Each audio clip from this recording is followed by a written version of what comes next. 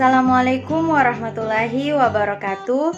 Perkenalkan, nama saya Irma Duyanti, mahasiswi di Universitas Halu Oleo Fakultas Ilmu Sosial dan Ilmu Politik, jurusan Ilmu Pemerintahan dengan NIM C1G1190015.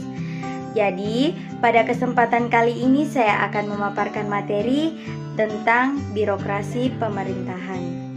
Apa itu birokrasi? Birokrasi merupakan struktur tatanan organisasi, bagan pembagian kerja, dan hierarki yang terdapat pada sebuah lembaga yang penting untuk menjalankan tugas-tugas agar lebih teratur, seperti contohnya pada pemerintahan, rumah sakit, sekolah, militer, dan lain-lain.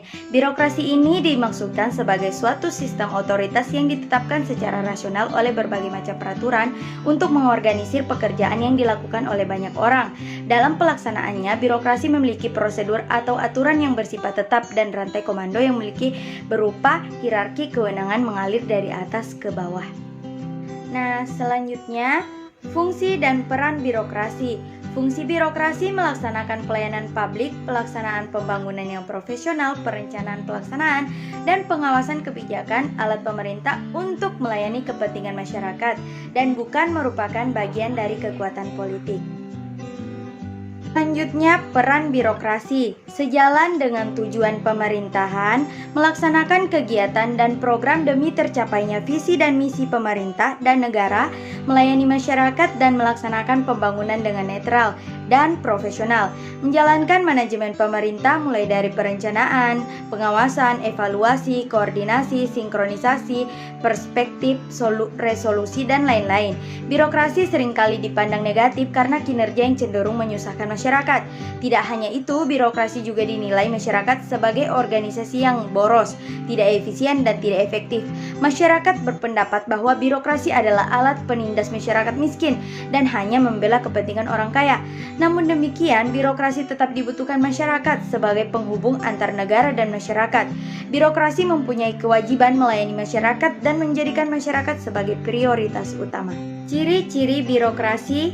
Birokrasi menurut Max Weber memiliki ciri-ciri yaitu jabatan administratif yang terorganisir atau tersusun secara hierarkis.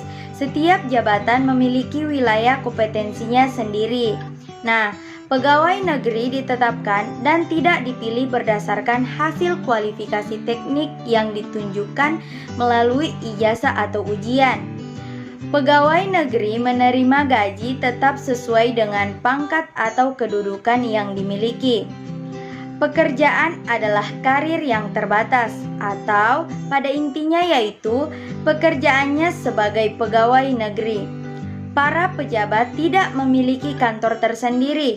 Para pejabat berperan sebagai subjek yang melakukan pengontrolan dan pendisiplinan.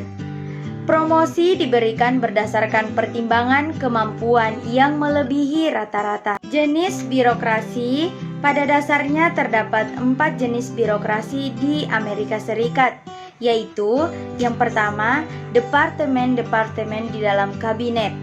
Birokrasi ini terorganisir ke dalam departemen-departemen yang dibagi berdasarkan tugas yang dimiliki.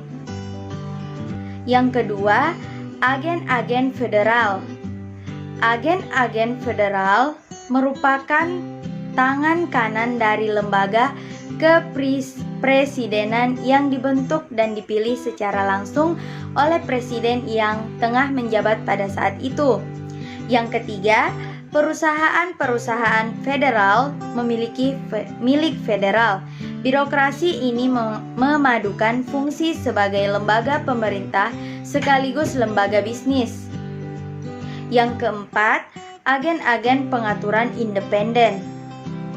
Pembentukan birokrasi ini karena adanya kebutuhan untuk menyelenggarakan regulasi ekonomi pada dunia bisnis yang nantinya akan berhubungan langsung dengan kesejahteraan masyarakat. Karakteristik birokrasi menurut Max Weber,